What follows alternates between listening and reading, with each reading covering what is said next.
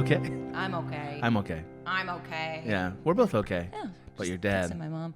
Yeah, my dad's sick with What's... the Rona. Yeah. And so he got a cold, and he thought yes, it yeah, was COVID, yeah. and then Yes. it was not COVID, or it is COVID. Yes, yeah, okay. yes. But luckily, symptoms are reg. I mean, yeah, because I was going to tweet. Regular. I was going to tweet his whole fan base out here now. Just be like, listen, we all got to keep him in your thoughts and prayers. We need him to be okay. All right, but he's doing okay. Yeah. Okay. It's wild that so my dad is an essential worker, so he's worked throughout the whole pandemic. But it's weird because his job is he helps run a company which makes the stickers that go in a price gun for like Walgreens. What a job. I know. I mean, it had to be somebody's job. But my God. Yeah. I didn't know it was Mr. Fish's job. Yes. Now I know that. Okay. Absolutely. Yeah, he's always worked in like machinery that manufactures paper in some sort. So That's like, I feel like all those jobs have been removed from the coasts and just placed inland in the United States, right? Yeah. That's every time I hear somebody from like Ohio, it's like they do a job like that. Yeah. You know, I make the parts that are like the heads of glue. You know how glue has a head, Right, the squeezy part? I make that. Yeah. Great. Somebody's got to make it. Someone's got to make Didn't it. just show up. Yeah. You know? Yeah. A couple months ago, my dad needed to test the Wi-Fi from like, because usually buildings like that are split into two, where there's like an office part, but then there's also There's the a factory machine part. part. There's a factory like part. The Office. Yes. Yeah. Exactly. Exactly. Yeah. Yeah. So my dad needed to test the Wi-Fi from the machinery part, and so he was just FaceTiming with us in this like warehouse with these, like buzzing machines, and these. So he's showing it to you? Yeah. And are you like collected as a family to observe this?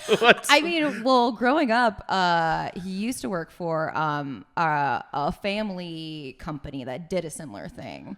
So you all had emotionally bonded to this process. Yeah. Okay, Oh yeah. Like great. I'd been in warehouses, I was raised in warehouses. Yeah, basically. I did my first musical in a warehouse. In a warehouse. Yeah. I always loved great acoustics, when I was little. No doubt. I could just like sing in my tiny little girl voice. You know what's funny? I shot my first like 7 films in a warehouse. Now that I think about it, yeah. Well, films. I'm gonna put that in quote. Sure. Videos is more accurate. Yeah. Yeah. Every time because I could get an access. You can get access to a warehouse. When you're a kid, you can get access. Oh yeah, they want you. You know somebody who has a warehouse. You're like, can I go fool around in there? Yeah. Yeah. That's all we do all day. Yeah. They're a highlight usually, All the workers being Right. like, oh, there's a little Right, it's a break from- running around. It's a break from filling out manifests and Yeah, shit. They're like, look at him over there, pretending to be the Matrix or whatever. Not that I actually did that. Definitely did that. That's really funny. Well, definitely did it. Hey, this is I'll Show You Mine If You Show Me Yours. Hey, we're back. Maggie and I were just bemusedly remarking how we never write notes for this show because No. we're lazy podcasters. It's all up here. It's all in the noggin. It's all true, in the though. noggin. It is true. Yeah. We are gunslingers on this podcast. Yeah. Yeah. I like that about it, though. Yeah. That was kind of part of the conceit, if you will. Yeah, I think I agree.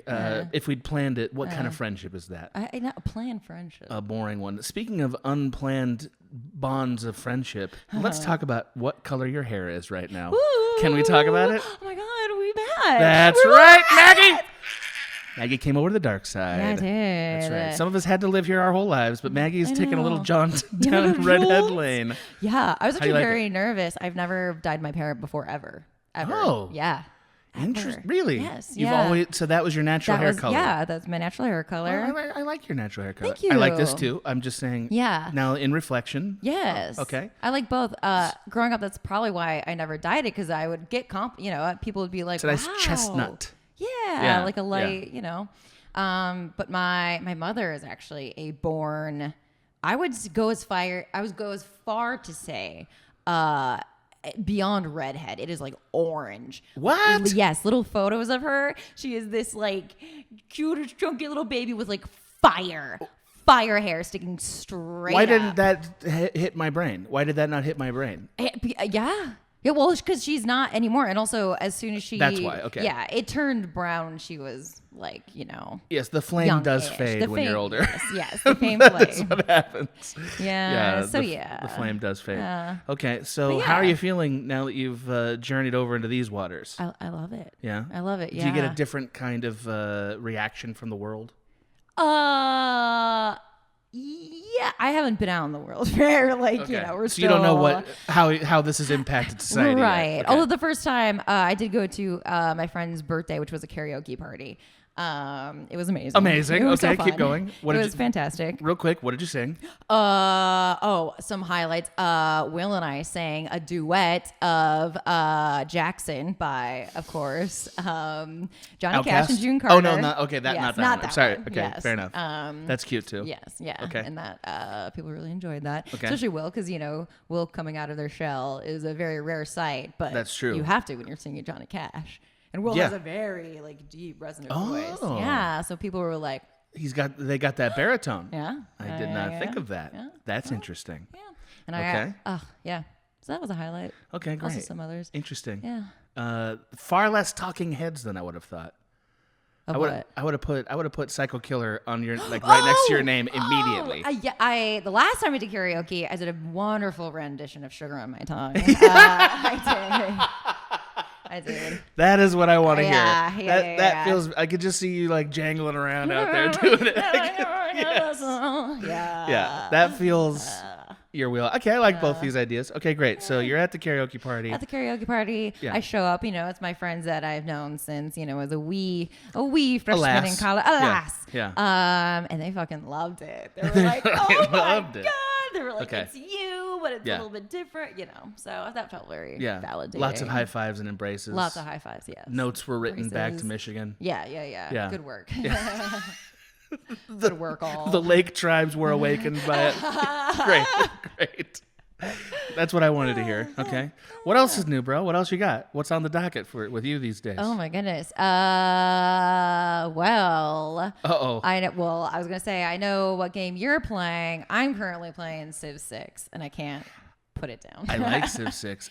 It takes a while to figure out Yes. how it really works. Yes. Not what to do, but how it really works. Right. Are you at that point where you figured out how it really works? Yes, it did take Okay. me a while. And Okay. I also, if anyone is, I guess, intimidated by it, I did start. It's a lot. It's a lot. Yeah. It starts you out Prince level, and the very first one I did the second above baby. So there's the baby level, and I was like, okay, we'll start second above baby, just so I can get the ropes, because there's so, it's a very complicated game in a way. It's not so it's different than something say Risk, which Yes. it looks like it's going to be Risk. Right. That's what it looks like. It's different than that because it's not only conquest, or it's conquest plus other things. Yes. Plus alliances, plus political influencing. Right. Plus religious A lot influencing. of moving parts. So, and there's a lot of ways to win. Yeah. So you're it's never a game where things get on the rails and then start zipping along. Right. No, it's Yeah. Ebola is continuously in your court. Yeah, and Always. every move on the board is key for 50 moves later. Yes. Which is that's a lot. It's a lot. Yeah. It's a lot. So yeah, I baby Okay. stepped up to now I play on the normal. What does do out on? Are you playing people? Huh? Are you playing people or against the computer? Oh, computer. Okay. Yeah, I haven't played against a person yet. That's the terrifying test. Because once you start Yeah. playing a person, now you play this game. I know. Now you're that. Yeah. Now you play it. Yeah, which you I know? don't think I really want to stop playing it. That's the problem with these games, I man. know. You get way in, and then Yeah. I think this is why you should have finished Subnautica, because Subnautica is a contained experience. You can't Right. do it forever. That's true. That is Whereas nice. the thing you're playing and the thing I'm playing, spoilers at Stardew Valley, it's never over. Yeah. Every morning, those chickens, they need to be pet, Right. or I'm not going to get a large egg, and then Yeah. I'm fucked. Right. You know what I mean? They're fucked. So bouncing over to you, what have you been up to? And the answer is Stardew Valley. Dude, I mean, I know this is going to be an artifact in time because I'm almost done with it, basically. Sure. But so Mike and I have been waffling over whether to cover it. Oh, interesting. Or I guess more accurately when to cover it. Yes. It was supposed to be last month, and I was like, oh, fuck, dude, I don't have time to do that. Right. And then we pushed it off entirely, and then we had to reschedule for other reasons. So it's one of those games where I'm like, I'm just going to ram through it, and then suddenly two weekends are gone. Just gone. And like, gone like... 6 hours passed. Yeah. That never happens anymore because I play so many video games. Right. It's something. There's something very special in the air and in Stardew Valley. I don't know. I can't put my finger on it yet, but there's something very special about that game. To me, it's like a combination of like the daily tasks that it's like, oh, I gotta do this thing, that like internal, but also kind of like in a weird way, like the relationships. Like, that mean matters a lot too. to me. Yeah, it feels like it matters, which that I've always liked that aspect of these types of games. It's perhaps very telling that when I was streaming it, a lot of the people watching it were like, "Are you ever gonna like talk to any of the people?" And I'm like, "Yeah. I just gotta get my business up and running." You know what I mean?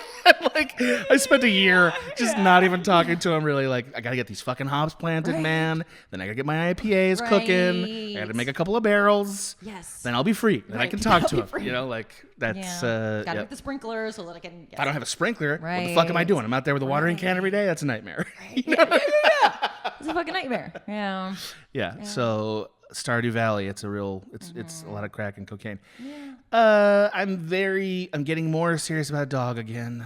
I know. I've been talking about it for 2 years. Yeah. There are some barriers, but I now know that I'm not going to get this Spumoni because I don't have it. I just can't. Right. It's expensive and they won't fit in this space. So I now know what the dog must be, and the answer is it must be a Cavalier King Charles Spaniel, I believe. Have you seen those dogs? Yes, they're beautiful. They are beautiful. I love them. Bridget has one, and I texted Bridget. I was like, all right, talk me into this dog. Tell me I want it. First of all, Bridget never responds to text quickly. She was there 2 seconds later with a paragraph. She was like, you got to get this. This dog's the best. They're cuddly. You're going to love them. She was really on it. And I was like, okay.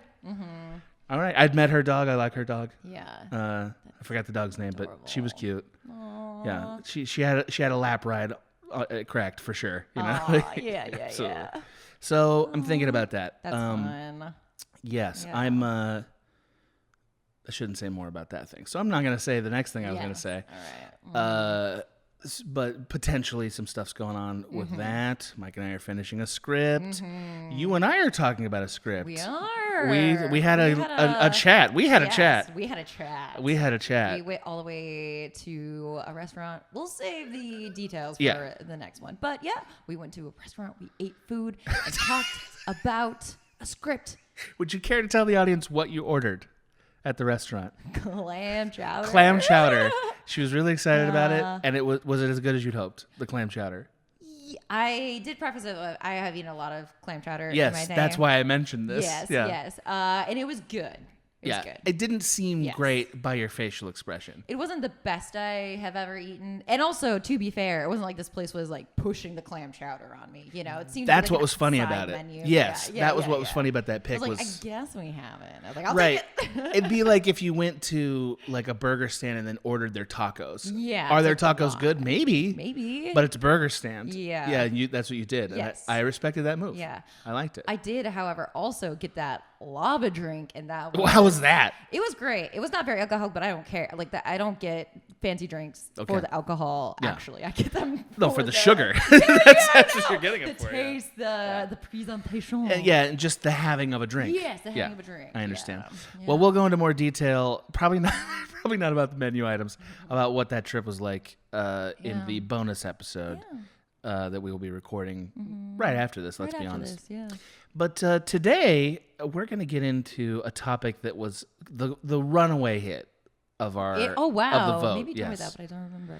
Wow. So the ones that you and I were excited about, I'm going to list them because nobody voted for it. You ready for this? Yes. We were excited about Queeralization movie. Yes. We that's a good idea. We were excited about One Night Stand playlist. We both have one ready to Nobody go. gave a fuck. They were like, I don't want to hear about these people's sex lives at all. Apparently. No, they don't care.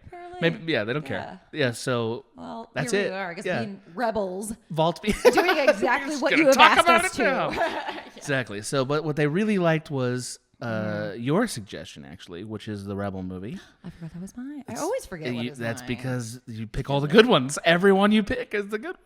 Maggie's the golden goose here with ideas. I'm pretty good at theming. You're very good at it. I'm serious. Good. Yeah. Like, but maybe the last like 4 have all been your idea, almost. Oh, wow. Yeah. I used to throw heavily themed parties in college that were very well attended. And yeah, kind of felt like My God. yeah. It's like you're running a manor over there. Basically, yeah. Okay, Yeah.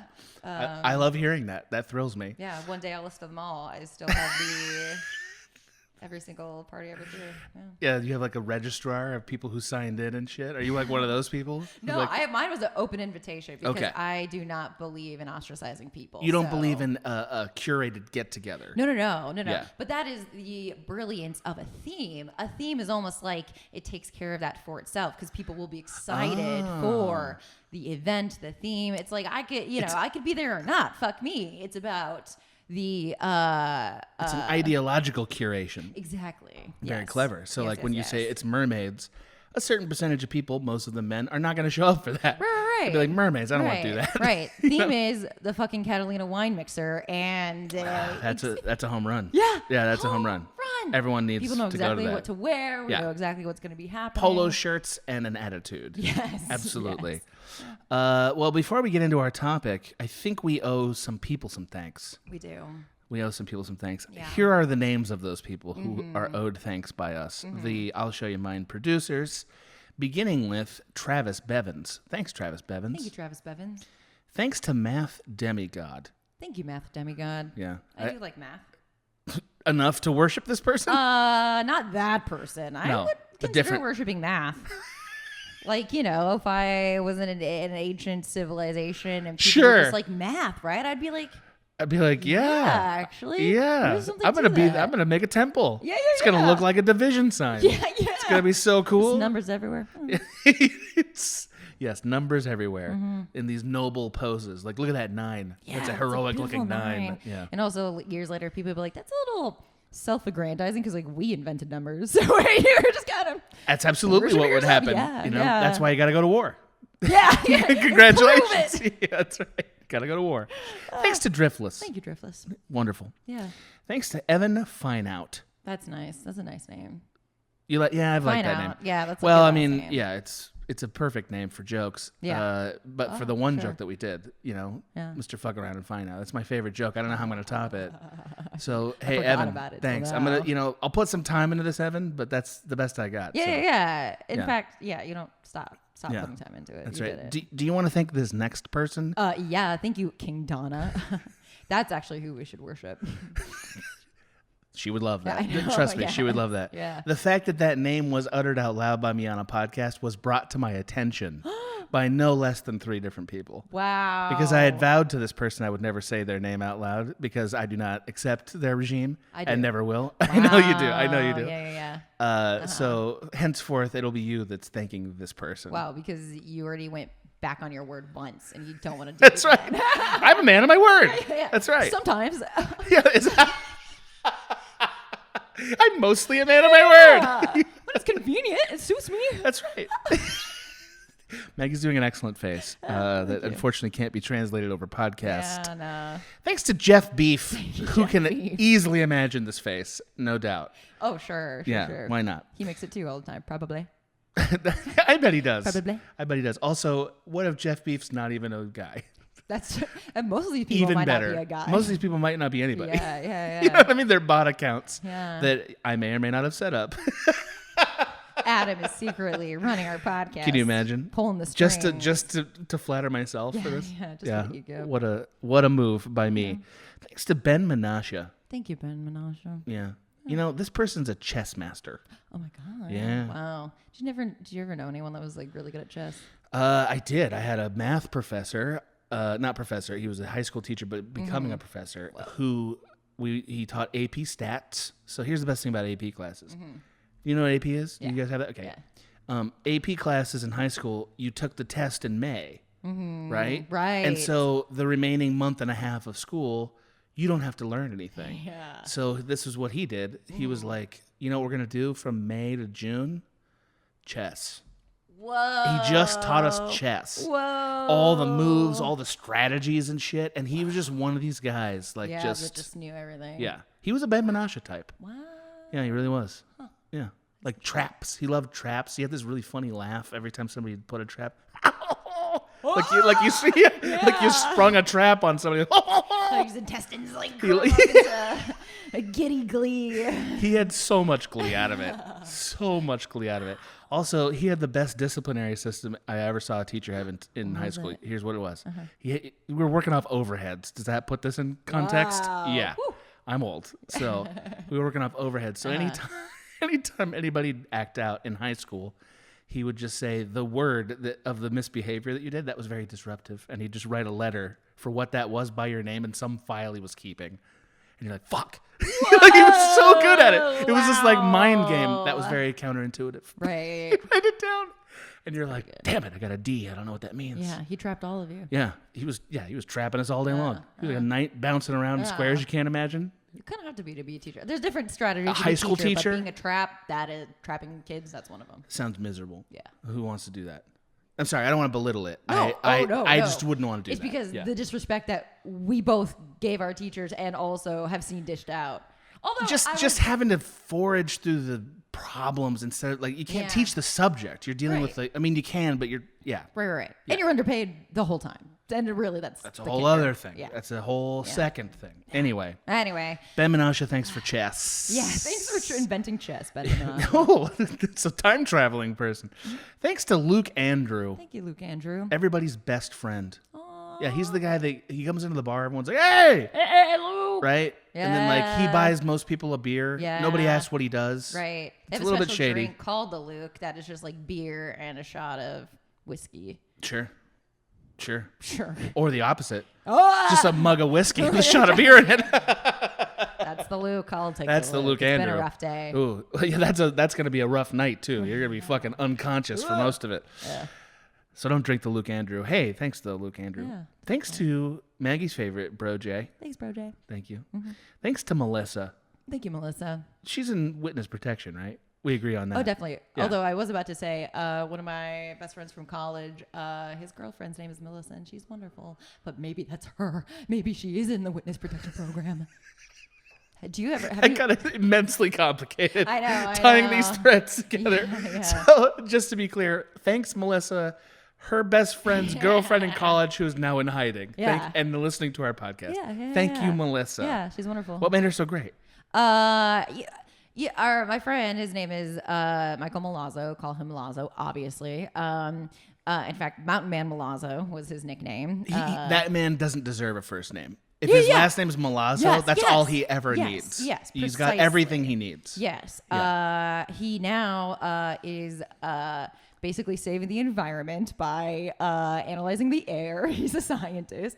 And so is she. She analyzes water. Like, it's one of those funny things. Of course, people we know are scientists. Mm-hmm. And yet, every time I hear somebody's a scientist, I'm like, oh my God. They're a scientist? Yes. I love... Holy shit. He's like my, when you want to like impress someone, you just pull out, oh yeah, I have a friend. I'm a scientist. He's a scientist, whatever. Yeah, whatever. Because scientists are the ones doing everything. We're out here recording podcasts for money. Scientists are doing stuff. They're literally, he like works with a giant machine that only 2 people know how to run it. Sure. And he's one of them. Probably uses like subatomic particles for fuel or some shit. Yeah. Yeah, why not? Yeah. Probably made of Higgs bosons. That's every science word I know. Hope you enjoyed it. I'm just kidding. I know more, but these are jokes. This was a joke. Thanks, Melissa. Thanks, Melissa. Yeah. Thanks to Adam by the Birch. Thank you, Adam by the Birch. Yeah. Like that name. Yeah. I kind of wanted a collection of short stories by this person. Oh, definitely. Yeah. I think last time we said poetry, but short stories also. That seems better. Yeah. I don't want a single nature. No. Like I want it all like in a desolate urban environment. Adam by the Birch presents the desolated urban landscape. That's what I want. Yeah. Yeah. Pull it in the head. A city story. A city story. I like that. Write that one down, producers. Thanks to Stephen Asarian. Thank you, Stephen Asarian. We've given this man many jobs. Yeah. Problem is he can't keep any of them. He's one of those guys. Can't keep a job. Right. You ever had one of those people can't keep a job? Oh, definitely. I've been that person on occasion, but it's jobs I don't care about. So is that why?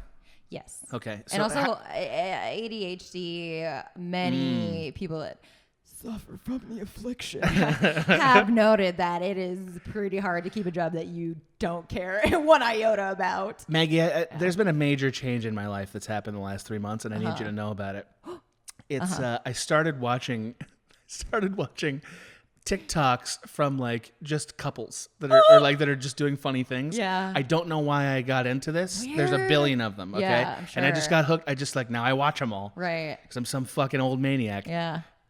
There's one couple that I watched that has one of the lady is has ADHD and does a lot of videos about ADHD, Yeah. and I think of you often when I watch them. They're very funny. Yeah. They're very funny, but they're not comedian funny. They're human being funny. Yes. Yeah. One to give you an example, it's a video just watching her and she just laughs for no reason. Like that's just a thing that happens to her. She just laughs for no reason, and it's like, why did she do that? That's crazy. Yeah. So I don't know. Do you laugh for no reason, Maggie? I do. Yeah, I do. Like you're just in your thoughts, and then Oh, sure. somebody outside of it's like, Definitely. what's going on in there? Right. There are things that like, especially, when I was learning about screenwriting and things that like people will be like, that isn't realistic. That would never happen. And it's like, maybe not to you. It happens, man. All the fuck, That happens. That's a tough thing in general about screenwriting is like you want to hear from somebody whose experience you don't understand. Yes, yeah. But you need to understand it enough to give it good feedback. Yes. That's a tough one. Yeah, I've been rewatching. The other thing I've been doing, we've been rewatching The Sopranos, which is fucking great, amazing television. I watched it last year. It's quite so quite good, so good. But there are things that will just like happen by accident. Like I'm thinking of the one guy the truck driver who like. The other guy like drops his gun, and they're like all on the same team. Drops his gun, ends up shooting, and like, like I could picture someone giving the note. Like that seems like how would it happen? Yeah, how would it happen? It's like if you are naturally clumsy, that is the most obvious thing to happen. It's like it just happens. Well, also, if you ever watch like a holdup, like footage of a holdup from a convenience store or something, you realize how awkward all those things are. Yeah. Like like the whole movie notion of like stepping up, like, all right, shut up, like that whole thing, or even the like uber violent one, right, is like fictionalized to remove the awkward human adrenaline thing. Yes. And of like two people just. Like, what do we do now? What do I... Which, like, Sopranos is all about that. They're good at that. Yes. Yeah. They're good at that. It's well dramatized in that it brings out elements of the human personality that you don't see anywhere else. Yes. It's really good at that. Like, things like that, they're just like... Also, people mishearing things is a thing that happens to me a lot. Absolutely. But again, and if you wrote it in a script, it'd be like, that's convenient that he heard one thing. And it's stupid. Yeah. But it's a real thing. But it happens. Yeah. And it like there are consequences from hearing the wrong thing. Yeah, that's right. That is just human and it happens. Where are you in The Sopranos right now? We are, I think, just starting season 3. So season 2 finale. Things are getting tough for Adriana, huh? Yeah. Oh my God. In hindsight, one of my favorite characters. I love Adriana. Love Adriana. I love her. I also love her. What's his name? Her guy. Christopher. Yeah. Christopher. I love Christopher. Yeah. Thanks to Michael Saucerful of Secrets Hudson. Oh my God. Saucerful of Secrets. Listen, I'm shaking my head at this, and I'll tell you why. I mean, I am so grateful. Don't get me wrong. I'm so grateful. Yeah. Don't promise me secrets and don't give me them. Give me the secrets. That's true. Give me an email with the secrets. Otherwise, this is horseshit. Yeah. You know what this is? Emails. It's like I do. I read every one of them. Yeah. Somebody signed us up for spam, by the way. Hey. That happened. Now I'm deleting spam all the time, and if I find out who you are, I'm going to still forgive you, but I'll be mad. You know how long that takes? You know what happens once the virus is in your system? Yeah. It's like fucking years of regimented health. It's fucking crazy. That was one of my jobs when I was nannying, was to go through her email and unsubscribe from things. Yes, I'm not kidding. That was an amazing scene in a story. Have you ever put that in something? Sitting there unsubscribing emails? The pilot that I wrote. Is that in there? It's not in there, but put it in there. Put it in there. Put it in. And last but not least for now, thanks to Nicholas Fabian. Thank you, Nicholas Fabian. Beautiful human being. Just gorgeous. Gorgeous. hey, you ready to do this now? You ready to get into Rebel movies? Yeah. Okay, so I've decided we should have a more fair way of deciding who goes first. Oh, Okay. Okay. So here's what it's going to be. Usually just this intimidation. episode, it's usually bullying. Yeah. This episode, you're going to pick who goes first, Okay. but the next one I'm going to pick. Oh, this is fun. And I thought you'd Okay, like it. yeah. So, and we're gonna go back and forth like that. Great. All right. So you Cool. pick who Okay. goes first. I'm going to pick. Let's do the one that probably more. I gotta guess more people have seen. Let's do. Oh, pick it with the eyeballs. Yeah. No, you're right. You should do that. That's a Yeah. smart move. Smart podcasting, Maggie. Oh, really? I was Yeah. more thinking that I want to do it now. Okay, great. But That's also good. Also that. So this was your Rebel movie. Yeah. And that movie is. Yeah. Mad Max Fury Road. What a movie. So What a movie. fucking good. Can Yeah. you believe that like that's one of my favorite. I don't even want to say modern. That's one of my favorite movies that have come out in like fucking. I don't know. It's one of the best It's movies so in fucking a good. really, really long time. Yeah. It's really Yes. good. It's so like both. It's like both thoughtful, but not very. Not. And I mean this in a good way. Not very like, like simple in a way, but also not. But also like there's a very emotional, but also very. It just. It just works. It just fucking works. There's a lot of things in it that probably shouldn't work, Yeah. but they all work. Yeah. It's a really good film. Watching it again, it was like, this is still good. I don't think there's been a better action movie than this. So fucking good. It's really Yeah, good. yeah. So if you're living under a rock and you have not heard Yes. of Mad Max Fury Road, Yes. You want to give a brief summary of it? Maggie? Absolutely. So Mad Max Fury Road is I guess you could call it a reboot of the original Mad Max series. It's part of the series. Same filmmaker Same filmmaker. who's 70 when he made this. 70. 70. It's Can you unreal. believe- Unreal that a 70-year-old made this movie. Do not let anyone be ageist against you. This man made this movie at 70. Yeah, but fucking, I don't know, man. Yeah, Yes, but yeah. also like it's miraculous Yeah. that anybody made this movie, let alone a 70-year-old. Yeah. The energy it takes to do this, like and this it's just movie, it is out the wazoo of energy. the intensity man. of it. The It's so intensity. good. Yeah. The only film that I can compare that to on that front Ooh, is Sidney Lumet's Before the Devil Knows You're Dead. Ah, It's not okay. intense. It's not an action film, Yeah. but the intensity of that film in a different way Uh-huh. is also incredible. And he was 80 when he made that. Whoa. So like there are some of these movies that are like, wow. Yeah. Anyway, I've taken us off track. So please. Wonderful, energizing movie. So I saw this. I knew of the Mad Max series, but I had not seen any of them. So, no frame of reference. So don't let that scare you if, you don't see Mel Gibson's face. Understandable. I've heard they're all quite good. I've never watched any of them either. Yeah, I've heard, haven't watched them. But yeah, it's basically about post-apocalyptic setting. Yeah. Groups of men live out in the desert. Water is a sacred, rare resource. Correct. But don't worry, there's one disgusting old man who has hoarded all of it. It really is disgusting too. disgusting. Just ugh. Yeah. Gross. Gross. The way they characterize all of that is like pretty brilliant. It is. It's almost, the closest approximation to it is wrestling.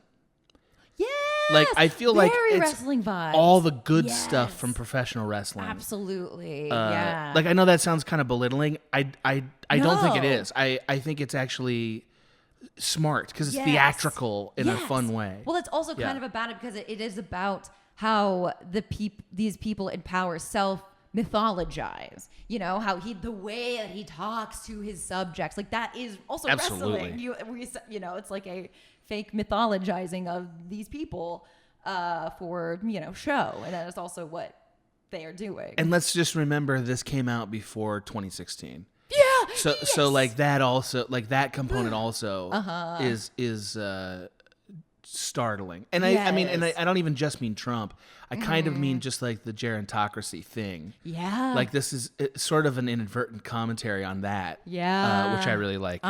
Sorry. So again, please. No, continue. you were jumping. This is So it is about this system that is happening. It is about I call him he's not really, he's more the audience insert, but he is the Mad Max character played by Tom Hardy. Tom Hardy. Yeah.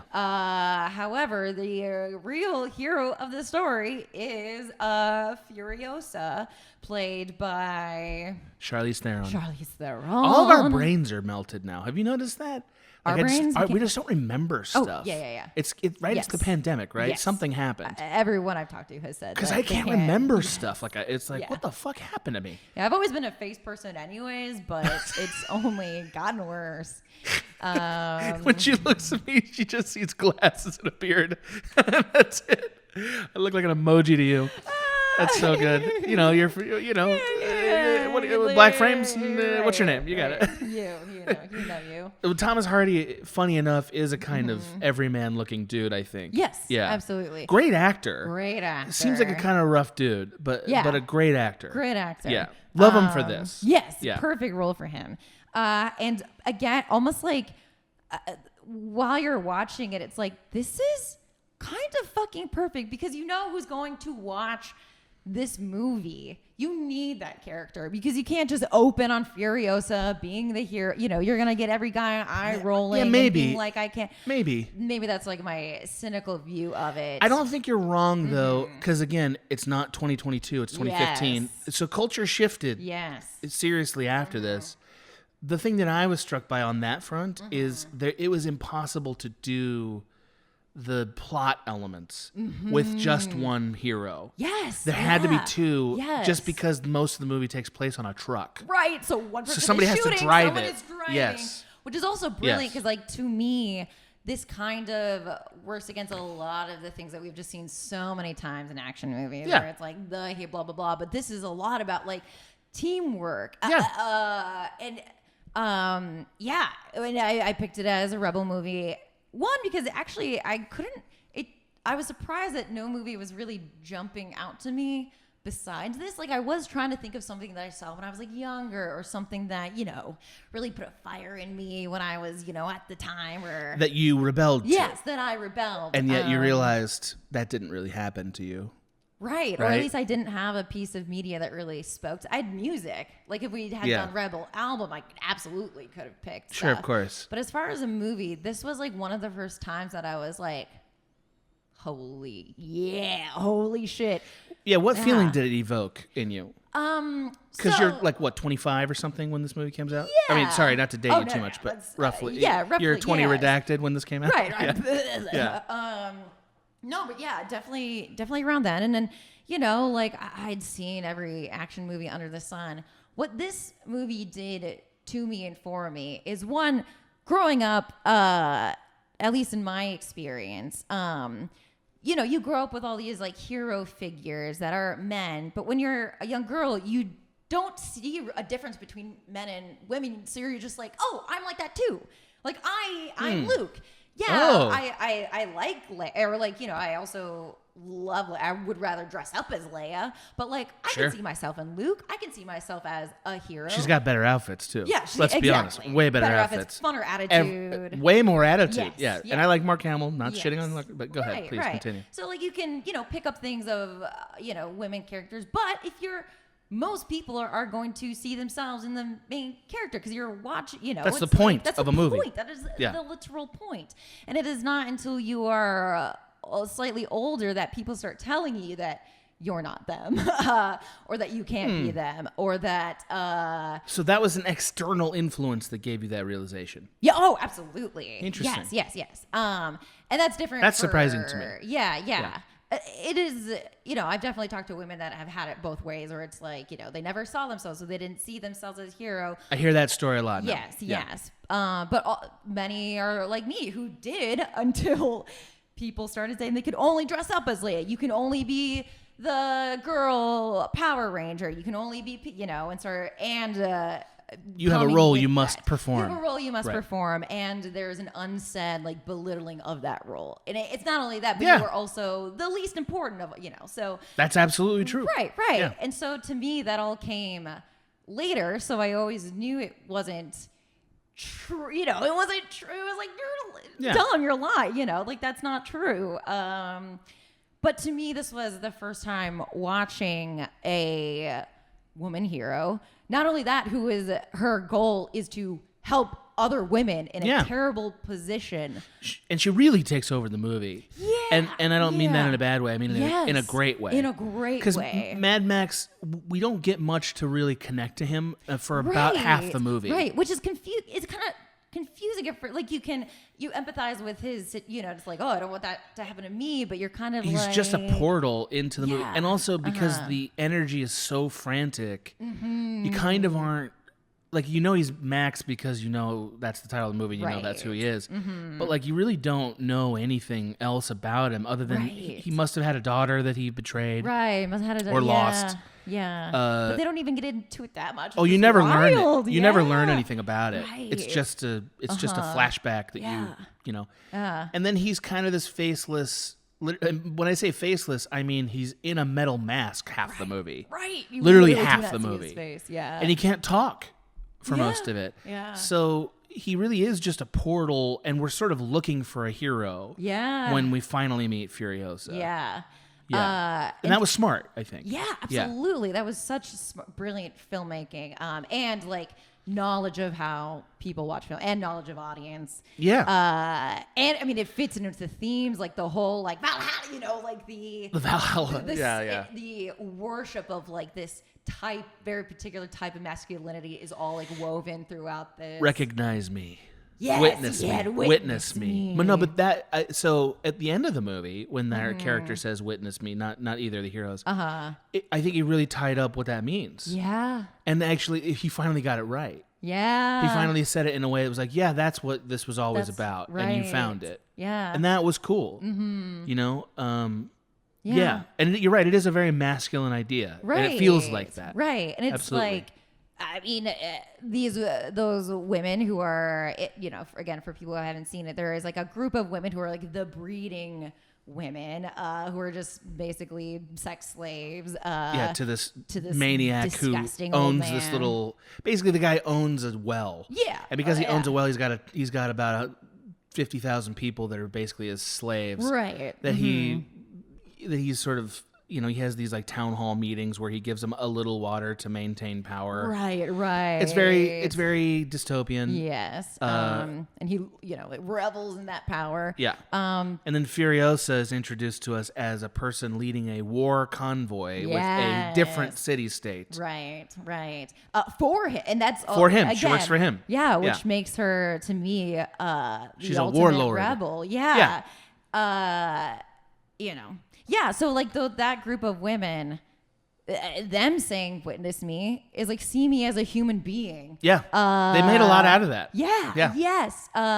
See me as a person, not your fucking not a breed hole. Yeah, breed hole. Yeah. I mean, really, And Furiosa is the one that is like, yes, I see you, and I will help. I will do whatever. I will put.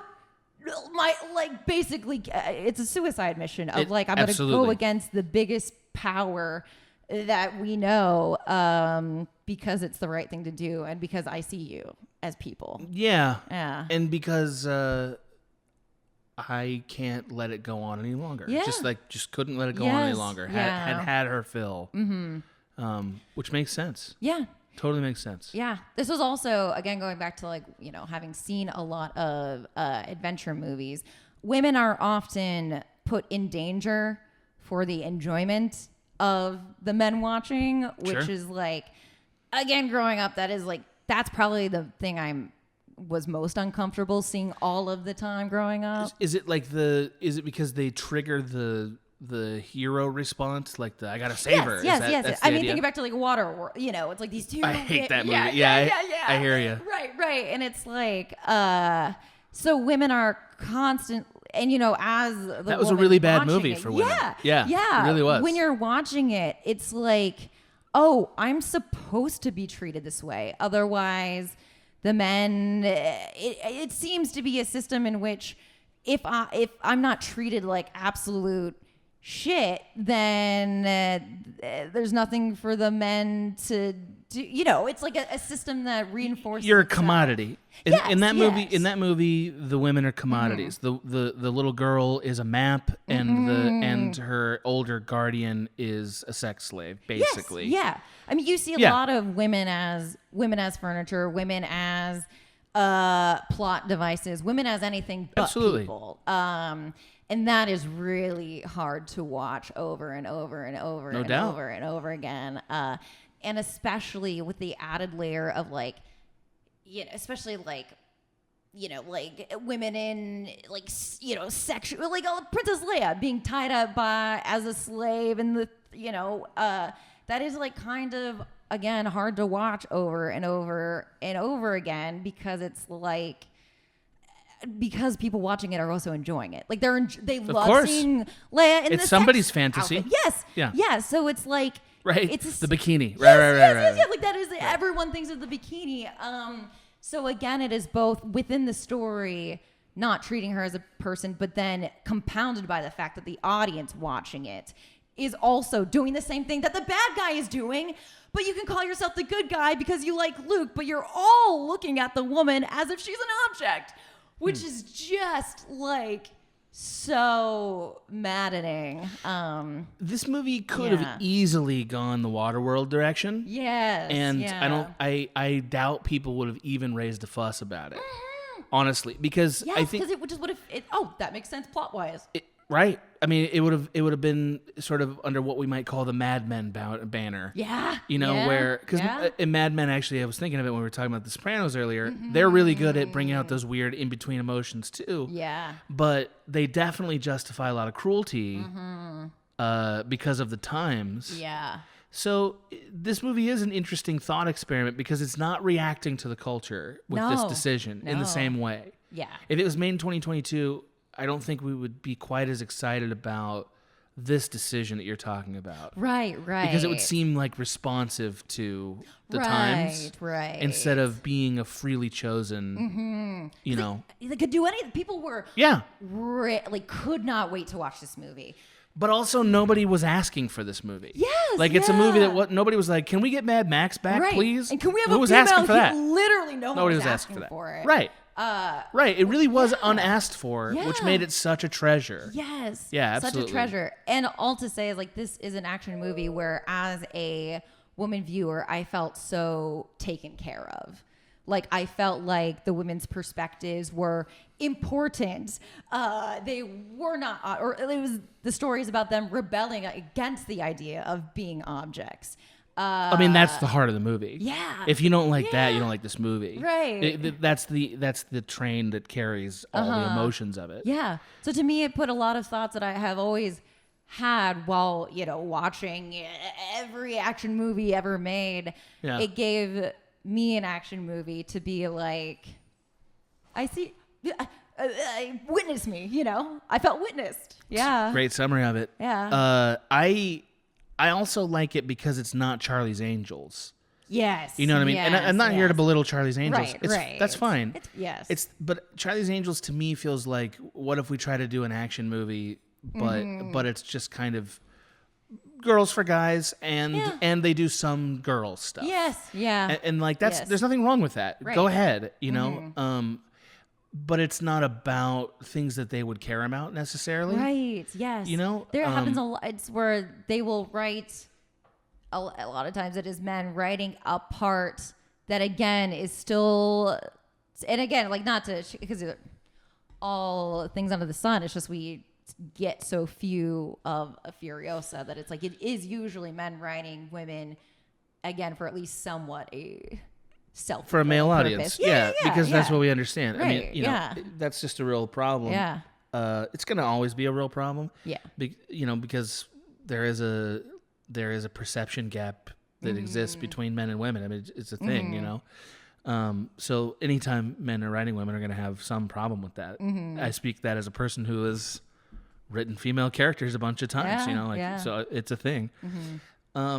I think one of the things that makes Furiosa so great, personally, is that she has a very fully humanized version of this Clint Eastwood thing. Yes. That not many people can pull it off. No. Like, Clint Eastwood obviously is the man with no name figure. Like, that's who we think of. Right. But she kind of is that character in a new place. Yes. While still being clear, like, She's woman and feminine. Clearly feminine. Like, without shirking any of that, what makes her... Absolutely. She never stops being a woman. She never like teleports into this sort of like masculine energy and then comes back and goes, ooh, that doesn't happen. Right. None of that stuff happens.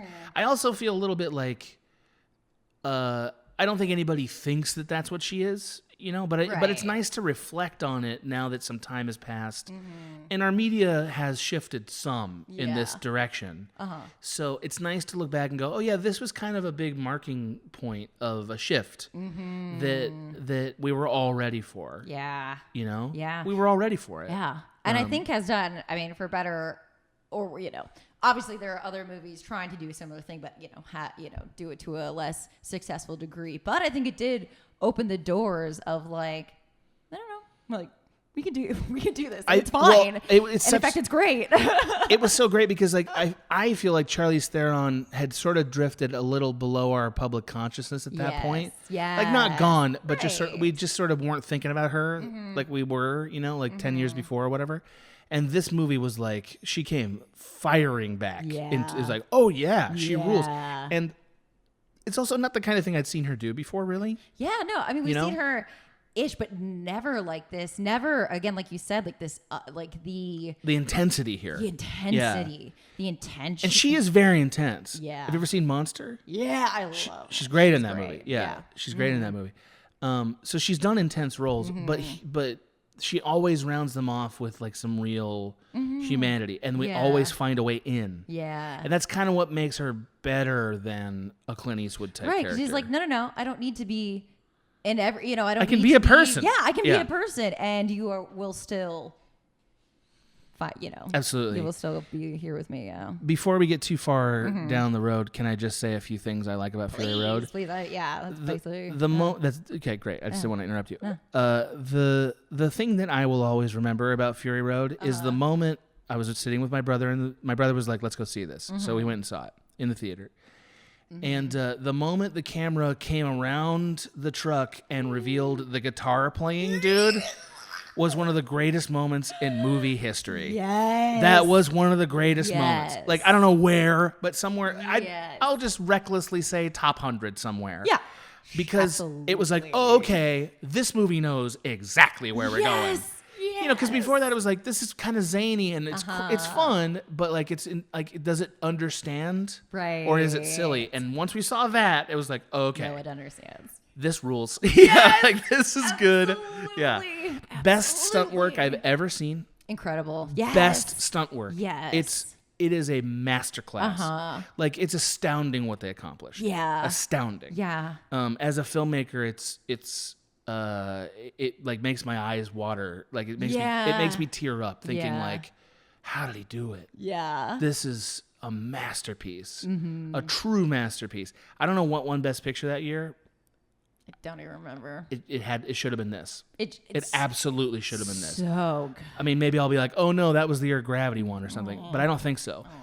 Yeah, Gravity was awesome. Gravity was the one with Sandra Bullock where she's outside of the space station. Oh yeah. That was an amazing movie too.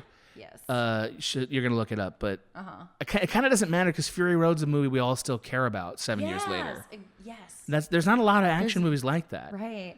It really had, part of that is, like we said before, it really had something to say, and I think that shot, it was like we're talking. That's right. Yeah.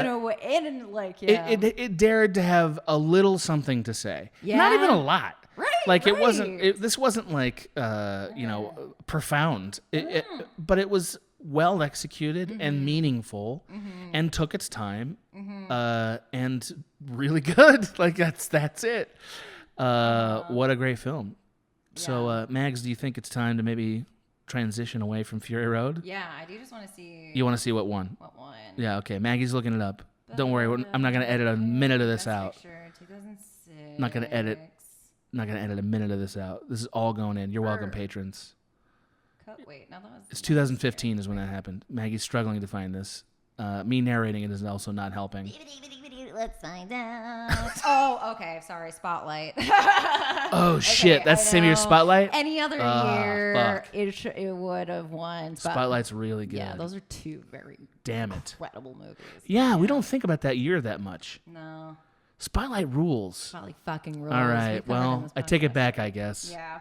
But that's like a very rare... It's a bummer because it's like, why couldn't it have been any other year? Anyway. All right.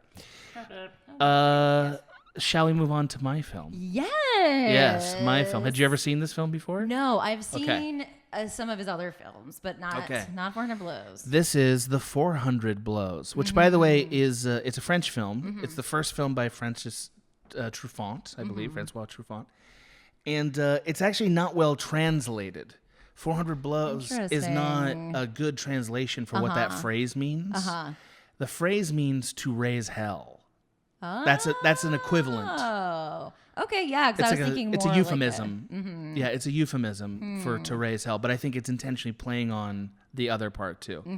The 400 Blows, regularly on lists for like greatest film ever. It's regularly on there. Yeah. And you'd never seen it, so how did you feel about it? Did you like it? I did. I sometimes it is. Not for every French film. I loved the other movie that I saw of Truffaut. So him as a filmmaker, I really like and respect. I liked this one less, but I don't know why. Like I don't even really agree with that. Like I could tell it was good. But you just didn't care about it. Is that what you mean? I cared less. I did care about it. Yeah, and I liked it, and also some of the best depictions of kids and like the kids are amazing in this film. Amazing, really good. And I can only, again, this is like I can only imagine how revelatory that is, and how influential on like Spielberg, who like he was the first person of our generation to look at kids and be like, no, they're people. So I believe this is like right at the beginning of French New Wave when this came out. Yeah. So it's a French film. If you haven't seen it, the rough summary of it is that it's about a little boy who he's in his school. He lives in Paris, and he's poor. He lives with his mom and his stepdad, and it's really just sort of about a series of adults failing him by being a little indifferent to his circumstances, and then so he rebels and acts out to get attention, and then it just leads to worse and worse isolation, and it's done in this very matter-of-fact way. Like it's not schmaltzy at all. No. It's very understated in how it shows emotions, but it does have a lot. So like it starts with this kid basically just acting out of school. He gets a note sent home to his parents, and then from that we learn that his parents are just not really there for him. At all. Very... Like his stepdad is nice, but like clearly in his own world, he's having money problems and maybe gambling problems, and his mom just seems to really resent him. For reasons that sort of emerge as the film goes along.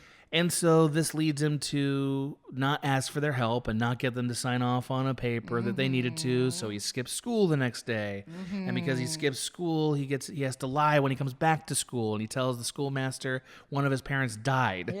Which was amazing. I was like, man, that's not going to work out, kid.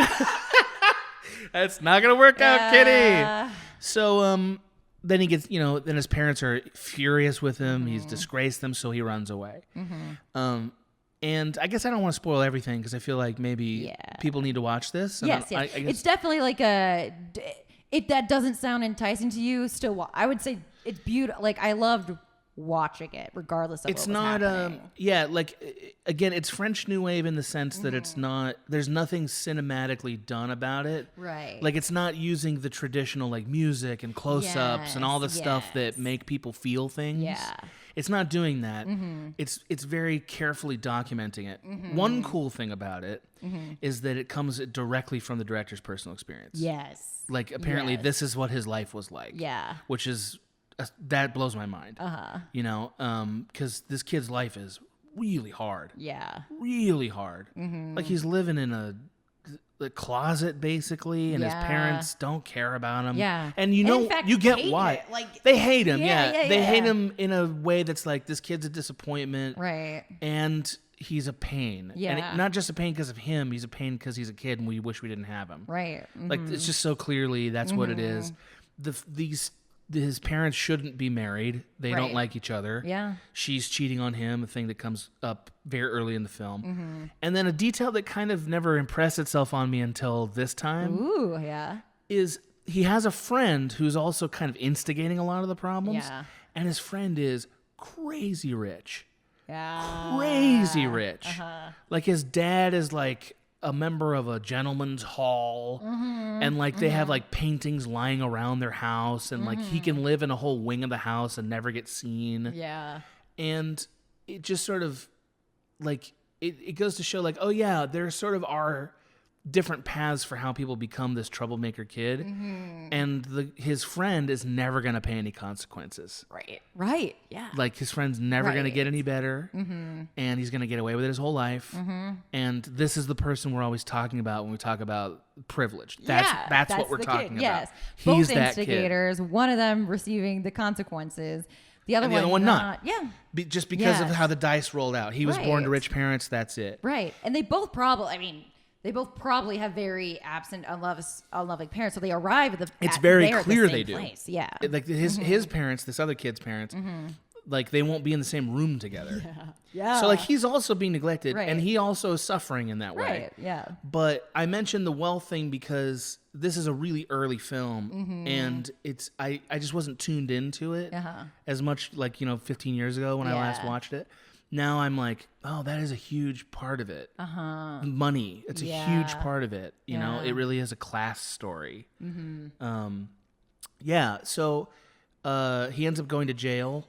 And I don't want to say too much more after that because I feel like that's when the movie really starts to pay off. Yes. If you will. Yes, that is, yes. Like, it's really starting to, like, oh, Yes. God, it's really going somewhere. Right. If you start watching this and you think it's slow or whatever, it's the French New Wave editing, which is like very, long. But again, letting you view it. We've recommended far more boring movies than this on this on this show. I'll just say don't be deterred. Yeah. It It's pays not off. it's not a recent film. It's an old French New Wave film. It is. So if that's a difficult thing, be assured that it's one of the good ones. Yes. And I think anybody could tell you that if they've seen it. Okay, so tell me why you had the mixed experience, you think? I mean, part of it is just simply the French New Wave thing. It is, without like the things that we just talked about, the like music and the like looking over, Oh, so you think the filmmaking didn't help you? Yes. Oh, interesting. Yes, okay. Yes. That doesn't sound like you. I feel like normally you're pretty open-minded. Interesting. Well, I am. Okay. I like from an academic point of view, I didn't want it to be any different. Like I didn't want it to do the things that we described, and I'm glad it doesn't. Right. But just from like a pure viewing it standpoint, It's hard to get into for you. yeah, I think that's a valid. little bit. Whereas Yeah. like, again, not to compare it to Spielberg, but just in like the way that they characterize kids. Spielberg has famous for like the, like reaction. It's full of emotion, very Right. close up. He films kids like they're puppies. Yes. I mean, yes. and that's not a belittling statement. Yes. He's good at that. Right. I mean, E.T. is a master class in it. Yes. Yes. But again, it's like it gives a large emotional payoff. Whereas like again, don't expect that from like a French New Wave film. Yeah, I guess that don't expect it to be schmaltzy. Right. That's the word I would use. And schmaltzy means a movie that's sort of dripping with the trappings of cinema, right? Like the sentimentality. Yes. It's not sentimental. It's trying to push you down a certain river, a path, like show you, tell you. One cool thing about how this film comes across is it never moralizes the things he does. Yeah. Which almost every movie would do. Would show that he knows he shouldn't do it, but he does it anyway. Right. Almost every movie would do that. Yeah. And it's all very matter of fact here. And that, I find that very interesting because there's something true about it. Oh, yeah. Especially for a kid like this who just, what does he have to look forward to? Right. Having fun is literally all he's got. Yeah. And you're going to take that away from him? Great. Well, and that's what's always in jeopardy for him. Yeah. I mean, and his home isn't fun. Yeah. And his teacher sucks. Yeah. His teacher's a monster. Oh my God. A nightmare. Yeah. It's like, this guy sucks. Why isn't he? But, it's a different time. Not that makes it good, but that guy could exist back then. Children were miserable. Well, and I don't think that we treated children in the same sort of like kid gloves way. Oh, you know definitely. what I mean? Like it's just different. One of the very early scenes that I love this beat of it, but the teacher is like, they're like reciting something, and they're like reciting an esoteric poem by some French philosopher. Right. And like, it's also what? like gooey, and it's about like two people making out. And I was like, you are talking to like 10-year-old boys. Are you insane? Why are you harming them like this? Yeah. Or like, what do you expect to happen? Of course they're gonna you're asking for them to get you are asking for this. I agree. I think he is as responsible for their misbehavior as they are. Exactly. At least as responsible. Right. And I think that is part of the. That's part of what the movie's saying. Yeah. It's like they are just acting like kids are honestly supposed to act. I don't think the movie goes so far as to say that they're not responsible. Sure. I like that about it too. Right. It doesn't absolve our hero of responsibility, and I think that's good because I don't want any movie to be super fatalistic about moral choices. That bothers me. I don't think. Oh, sure. And I think, but like you can't feel anything but compassion for this kid. It's like, look what he's up against, and then you just like you're bummed every time he makes a bad decision. You're like, dude, don't do it, man. It's not gonna go well for you. Don't do it. Not even because of the morals, but because of you don't want him to face the consequences. Yeah. Because nobody cares. Yeah. Nobody cares for him. Yeah. And I find that very troubling. Like not troubling like I can't handle it, but troubling like, wow, that's a really disturbing reality, and it really exists for some people. Yeah. Actually, I think the thing that I think didn't capture me as much as some of his other films maybe is that this is very common in a way. Like I know a lot of people who were not valued at all by their upbringing by anyone.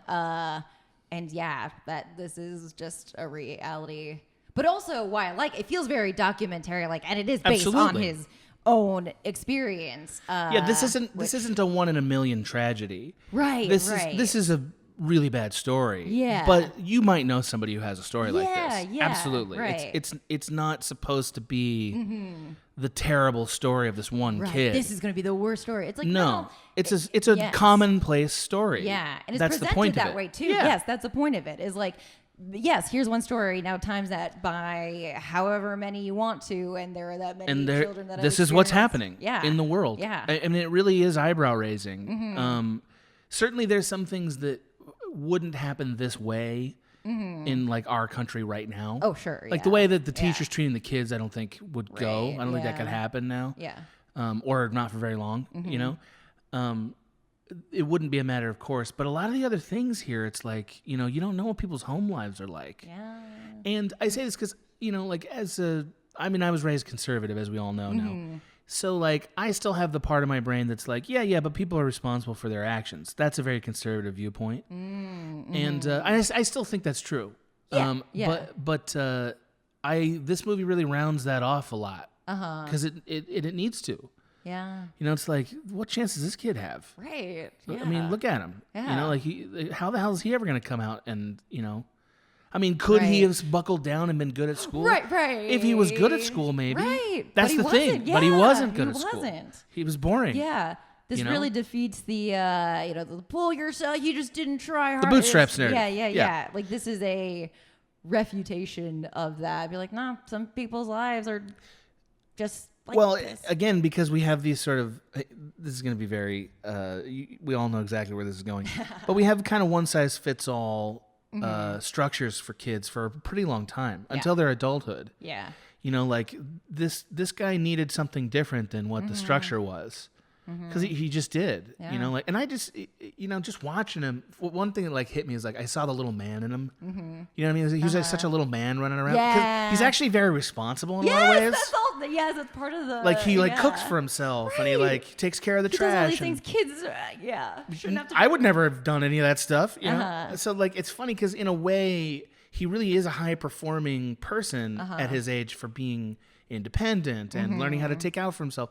He writes a note to his parents when he runs away that's like, I thought I'd try my luck out in the world. Yeah. And it is very like, that's such a little man thing to write. Yeah. And it breaks your heart, you know? So you are seeing that the whole time. And he's very charming in that way. But also like, he's still just such a kid. He just thinks like a kid. Yeah. Going to the movies. Let's skip school and go to a fair. Yeah. You know, like, he just wants to be a kid, you know? When he was in the fair ride, that was my favorite.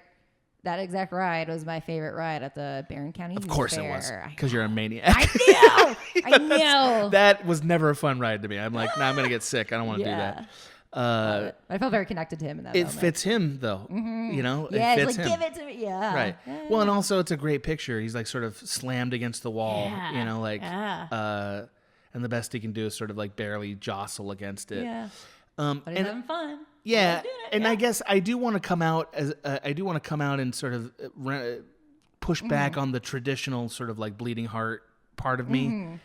With the conservative part, I want to give that a little mic time. I do think it's important that that people like this kid have to face consequences. I think that's a good thing. I don't know what those consequences should be. I can't. But that's part of, I think, the calculus of being a rebel, right? Is like having to find out for yourself what happens if I do this, you know? And like in some ways I kind of admired him because he was brave. Like I think he's a really brave kid. Oh yeah. You know, he's facing a lot of serious fears all the time. And I was always such a chicken as a kid, you know? Yeah. Like, so I kind of like thinking, I was like, man, that kid's doing things I would never have the guts to do. Wow. Never would have had the guts to do. My dad was way scarier than either of his parents were. Yeah. You know, like as a disciplinarian. Right. Not cruel like them. Right. And not absent like them, but scarier. And so I would have never had the courage that he had. But interestingly, I feel like my sister had more of it. Sometimes I think of my sister Was she when the I rebel watch. of the family? Yeah, youngest kid. You know? Sure, yeah. And also, funny enough, closer in temperament to my dad. And so, and I don't want to tell her whole story, but she had more conflict because of that. Yeah. And I can see that in the story with this kid. That he's actually kind of sensitive in some ways. And he's really smart in a lot of ways. Yeah. But he's hardwired to not want to sit under this bullshit. You know? And it is bullshit. Yeah. And they, you know, and his mom, there's a moment where she tries to win him back with like the vaguest and most general kindness because she doesn't respect him enough. Yeah. Like it's like, you don't respect this person. No. You know, you think he's like a 3-year-old who can't see through this. He's way past that. Way past it. And that's one of the problems, I think, with like people who are rebelling is like that they aren't recognized as talented as they are. Oh, definitely. Or capable as they are. Yeah. Oh, absolutely. Because you got to be capable to make mayhem. You know what I mean? It's not easy to like make real problems. You have to really be creative, you know, and thoughtful. Yeah. And I like that about this kid. Am I just going on and on? No. Yeah, there's a lot of movies that are like fuck you. Like if I'd picked that for a movie, I would have picked something like Sin City or Fight Club or movies that were more like that give me that feeling. But I'm old now and I don't want to have that feeling. I don't care about that feeling. This is a thoughtful and personal and emotional and it's so good. And also I think I like not being preached at with this kind of story. Yes. I find it easier to connect to him because it's French New Wave. Right. Than if I'd seen the Spielberg version. Yeah. Who, by the way, Yeah, we're you know, gonna I see love me. him. Yes. I love Spielberg, but I think I would be more resistant to it because I'm just like, because you're the rebel. You don't want to be. You Right. want to come, which is actually very brilliant for this film to present itself in that way. Because for that exact reason. Yeah, and there's so many cool things to admire about it. One thing is Mm-hmm. just this filmmaker having such unfettered access to a city. Yeah. Like you're that's seeing cool. pieces of a city that you never see in movies. Yeah. Like little apartments. You never see that in a movie. Yeah. You know, like just these little causeways and alleyways and Mm-hmm. like just like the jail cells of that time and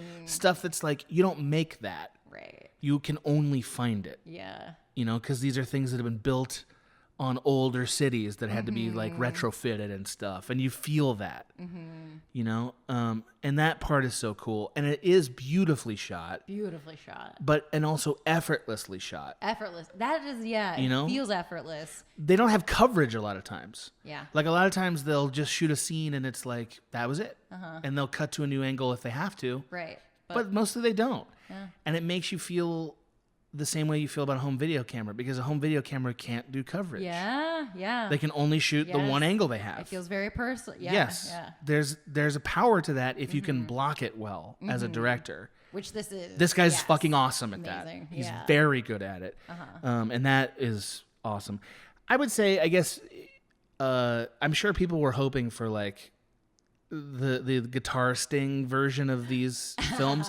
I don't think either of us really had that to give this. Yeah. But you know, when I think of Rebellion, I think of especially now, I think of a person who's already working with something against them. You know, like I don't know. I mean, I know they exist, but I don't know that many people who had everything going for them and then they just turned into these monsters. Right. Does it happen? Absolutely, it Yes. happens. Yeah. There's a great line in East of Eden. Sometimes a monster is born. Uh, Talking about just that kind of Yeah. person. But those people, Very rare. they're rare, and generally speaking, they have to learn how to become more human, not the other way around. Yes, absolutely. This is how I see real rebellion. This is what I saw in high school. You know, when I would encounter somebody who was really rebelling in high school, behind it, there was always a story like this. Yeah. You know, not exactly this, but Right. pieces of it.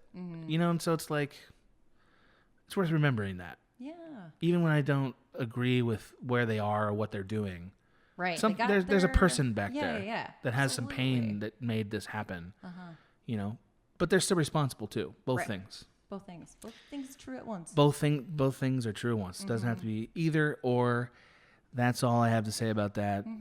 There's some people that deserve to be thanked who are rebels, Absolutely. but for our cause. Everything, yes. Yeah, absolutely. Rebels for our cause. They work for us now. Starting with our best lieutenant, Nicholas Fabian. Thank you, Nicholas Fabian. We should send him stripes like a we lieutenant. We should should. send him all stripes. Yeah. Everybody here deserves a military patch in this army we're building. Yes. You The can't Show say Me no. Army. No, you have to wear it or Yes. you're not invited. Yeah. Yep. Okay. Thanks to Evan R. Thompson. Evan R. Thompson. That's an official sounding name. I know. Yeah. Person or Paul F. Tompkins. Well, you love Paul F. Tompkins. know. That's you've met him, right? Yeah, Isn't that your yeah. dude? Yeah, you love him. Yeah, he's great. He's great. Evan R. Thompson, not as famous, No. but twice as funny to his friends. I love So funny to his friends. people that are normal people, but are the most hilarious people you know. I love them. I love observing them because that's a different thing than being a comedian. Yes. Like it's much more about being beloved than it is Yeah. about being like objectively funny. Absolutely. Both things are true. They can also be funny. But it's that's the thing that warms my heart is like, oh, you're the guy everybody likes in this town. Right. That's why you're the funny guy. Yeah. You know, or gal or whatever. Yeah. You want to take our next one? Yes. Thank you, Nate. Thank you, Nate. Never met a Nate I didn't like. You spat that name out I at him. don't know many Nates. Okay. So, I know a couple Nates. They all seem fine. okay, great. Yeah. I guess Nate's fine. Yeah. Guess you're fine, Nate. I got nothing against him. Yeah. Fine. Yeah. Keep going, please. Thank you, Adam Duncan, Sure. the Dunkster. The Dunkster. Yeah, we're going to cross stitch you that and send it so you can hang it on your mantle. By the way, cross stitching. Great, right? People do you do that? Yeah, I know I don't do it, but I do appreciate when other people do it. You want to hear something fucking awesome? Yeah. You ready for this? Yeah. So I was at a doctor's office. Good report, by the way, Maggie. Okay. Didn't deserve it, but I got a good report this time. Good. My doctor was proud of me, actually. Oh my God. Yeah, proud of me because I was fixing some things. Proud of me. Went on and on for a while. And then she was like, "What do you do for a living?" And I said, I podcast. She goes, "What's that like?" I was like, "Well, it's mostly just talking in a microphone with your buddies." Yeah. You know, it's like a hobby I've managed to make a little money at, really. And she's Yeah. like, "I wish I could make money on my hobby." And I said, "What is your hobby?" Cross stitching was her hobby. Wow. She's apparently very, very good at it. And I said, "Well, why don't you put on Etsy?" She's like, "I can't." And I said, "Why not?" Yeah. Because she was afraid if she put it out there with her name on it, that people would respect her less as a doctor. Her colleagues would respect her less as a doctor.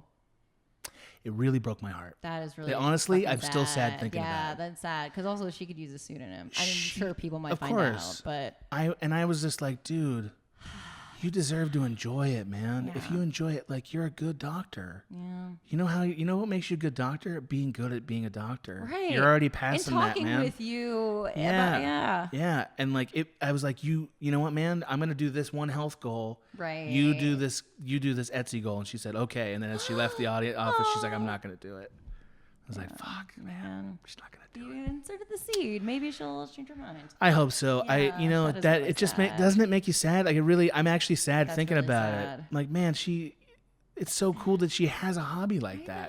And it's know. because it's gender conforming. Like, it's a bad Yeah, thing. Like, come on, man. right. That's so dumb. Yeah. Anyway, Yeah. interesting. Life's complicated, man. Mm-hmm. What a profound thing to say. Not at all. Please go. Please go. Please get me out of this. Thank you. Something clever. Speaking of. Maggie just threw you out into the ocean. Yeah, You are chum for sorry. joke fodder, sir. Bye. Yeah, thank you. Thank you. Thank you, Sarah Sexton. Sure. Thank We you love very her. much. Love her so Yeah, much. love her. Thank you, Timothy Schreiner. Yeah. He's a noble person. Oh yeah, Right? definitely. Like, he's one of those guys, when he strolled around on campus, you're like, that guy seems like he knows what's going on. Like, it's the haircut, it's the angles of his face. Yeah. It's his gait. Makes me not want to like him. No, I'm Right. kidding. So you're a rebel. That's what it is. Yeah. But you know how those people are like cutting a swath through life? Yeah. That's yeah, Timothy yeah. Schreiner. He's cutting a swath. Absolutely. My friend like that. Sofia Nikonechny. He, Oh. yeah, he Yeah. like had style. Where Yeah. like very rare for men to have style. There's only one person that I know that is like this, and it's Soren. Ah, Soren's sure. always cutting a swath through yeah, life. yeah. By the way, I'm in a fantasy football league with Soren this year. We haven't been in fantasy football for like 8 years. Yeah. He texted me immediately like, "It's so good that you're back." Aww. So good. Very funny. I love Soren. Please continue. Thank you so much, Nikolai Glecker. I have no fucking Yeah, idea. right That's on why your face. I literally set you out to sea with this. Oh, well, I know Nikolai. Nikolai Glecker or Glecker. Glecker. I mean, love it. obviously, if you don't give us a pronunciation guide, sir, just gonna keep you're going to get butchering called it. the Glecker. Yeah, By the way, what a name. I know. The Glecker? The Glecker. I hope people call him the Glecker. I do too. He's solving petty crimes around your Yeah. local town. I do like the name Nikolai, though. It's very fun. Nikolai's amazing. Nikolai. Yeah, just put glasses on that man and give him a novel to write. He's going to be fine. Yeah. Or he's going to solve petty crimes. Those are the two things he could do. He could do. The Glecker is on the case. Speaking of which, thanks to Cake Meister. Thank you, Cake Meister. Thanks to Jesse Clay. Thank you, Jesse Clay. Thank you to Andrew Marinus. Thank you, Andrew Marinus. What is he, like a sea god? Yeah. Right? He's like the head of a gull or no albatross. I don't even know what that was. No, I know what it is. But you just like you did a bird call at me and then looked at me to solve it. I was like, no, I can't do that. Yeah, Fix it. fix this thing I did. No, I can't, man. We're stranded at sea with that one. Thanks to Rye Wyke. Thank you, Rye Wyke. Thanks to one of Maggie's special pals, Sean Bibinet. Bibinet. Love him. Thanks to Ben. Thank you, Ben. Thanks to Mackenzie Chill. Thanks you, Mackenzie Chill. Yes, this is the name he'd like to go by. Great. Therefore, Mackenzie Chill. Mackenzie Chill. Okay. Thank you, Joel Harper. Oh, yeah. Yeah. Oh, yeah. He owns a local store. Yeah, I was going to say decided. local bookstore. Sure. Or he's the guy I'm giving my hops to in Stardew Valley. Ah, He's the one who's got you picked it all up, the yeah. barrels back there to age them up in IPAs. I've been really thinking about local businesses after playing this game. No, I'm like, oh, this like, yeah, why didn't I ever do this? It makes farming seem awesome. I know. Doesn't it? I'm like, I could have a farm. Yeah. Couldn't I? My grandpa did it. And then I realized my grandpa way better at everything than me. Way better. That checks out. Thanks to Garrett Cooper. Thank you, Garrett Cooper. Beautiful person. Thank you very much. Thanks to Benjamin Egan. Thank you, Equally Benjamin Egan. beautiful person. Yes. They are the same amount of beautiful. I know. Yeah. And beautiful. Not like handsome, beautiful. No, they're beautiful. Yeah. They're like Gemini twins Yeah. of beauty. Yeah. Yeah. They sparkle in the evening. Like they're literally like vampires from Twilight. They're just walking around. People are like, my God, look how they're the same beautiful. Yeah. Wow. Look at 'em. They must be vampires. They must be vampires. Then they try to kill them. Yeah. Here's one for you. Thank you. Christopher Quattroche. Quattroche or Quattroche. Christopher Yeah. Quattroche. Again, feel free to correct us. Please do. Yeah. Please use the email provided. Yeah. We're happy to be corrected about Yeah. pronunciation. Or But we're if you're happy going to correct keep me, doing it. I'm just going to ask you for one trivia fact because I'll be using it against fine. you. That's fun. Have you ever seen the short of Whiplash, by the way? The what? The short of the film Whiplash? No. So so you've seen the movie Whiplash. Yes. I think we talked about it. Yeah. So it was based on a short. Did you know that? No. It's like a 15-minute short. Okay, yeah. It's 3 scenes. Yeah. First scene is Andrew Naaman's here, and in comes fucking J.K. Simmons, who's Yeah. in the short, Wow. and he just annihilates a kid. Just fucking annihilates him, Yeah. right? Then they have a scene in the hallway Uh-huh. where Andrew Naaman, terrified, and he comes out, and he's like leaning over him, right? Like literally leaning over him, and he's Yeah. like, that's not going to happen to you, man. You're a good kid. Like, don't get all worried about it. So tell me a little bit about yourself. So Naaman tells him some stuff about his family. Yeah. And the next scene, he uses all of it against him. Yeah. It's fucking crazy. The Tony Soprano. Yes. It's wild. Wow. It's really fucking sadistic. Yeah. Yeah. Anyway, that's not something I would do to Christopher Quattroche Right. unless you correct me. Right. Then I'm coming after you. Yeah. Quiz time. That's right. Thanks to the Breezy. Thank you, Breezy. Just what a person. Yeah, saw her online the other Activist. day. Yes. Full-time Yeah, activist, she's part-time great. scientist. Better than all of us. Much better than me. Yeah. Always been better. She's doing all my good deeds for me. I'm Yeah. trying to cash out on that. Yeah, That's yeah. the whole idea. Yeah. I'm trading her jokes for Good good deed deeds. by association. Yeah. That's right. I give her jokes. She gives me some of her good deed count. I just add that to my account. Yeah. Thanks to Kyle Schrotel. Thank you, Kyle Schrotel. Thanks to Faye Inouye. Faye, anyway. Thanks to Tony Fahey. Tony Faye. Those two together feel like 70s stars to me, right? Oh, absolutely. You could see him dancing in the moonlight, right? Yeah. Yeah, That was right? the name the studio gave him. Now you're going to change your name. Your name's disgusting. People don't like it in the South. We're going to change it to Faye in a way. Why are they- You're why- Tony Fahey. You're Tony Fahey. You're Faye Inouye. You're going to dance. Yeah. Go dance in the moonlight. Moonlight's not working. Get the lights up. Yeah. It's sunlight now. Dance. I don't know why we're terrible New York production managers, but I guess we are. We are. Thanks to Daniel Christensen. Thank you, Daniel Christensen. Just what a person. Thank you so much. College linebacker. Yeah. Didn't go to pro. No, but Didn't they need to. didn't Got a need to. degree. Yeah. Got a degree. I found he Who's didn't- laughing now? Yeah. There's also, some people talk about the best time of his life. No, he's had better days, but he, talks about it. He had a really frequently. nice 40s. Yeah. Because he's 60 years old. Yeah. He had a really nice 40s. Yeah. Things were working out for him. Right. Kids were good. Money Yes. was good. Yes. Wife was good. Yeah. Now he's just enjoying his life with his grandkids. Yeah, now he's retired. Mm-hmm. Living on a veranda somewhere that he earned because he was a landlord. Fuck him. No, This-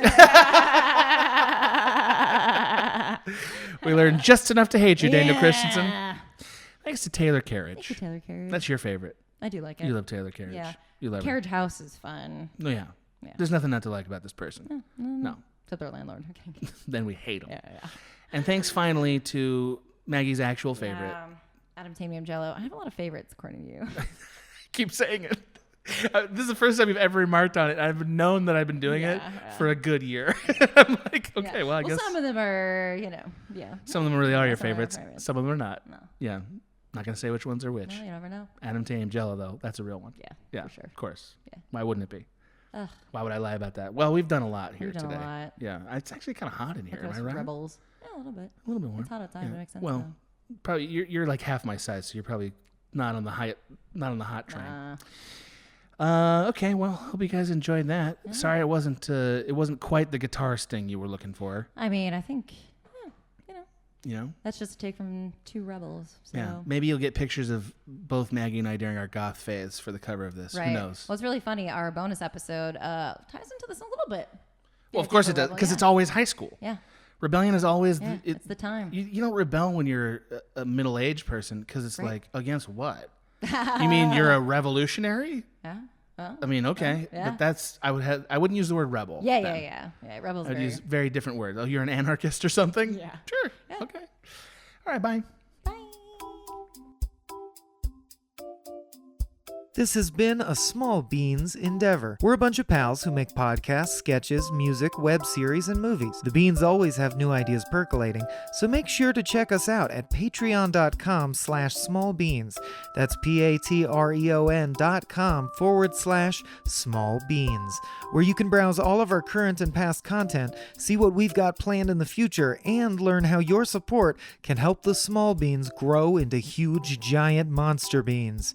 If you enjoyed this content module, please like, rate, subscribe, or tell a friend about us. We love you!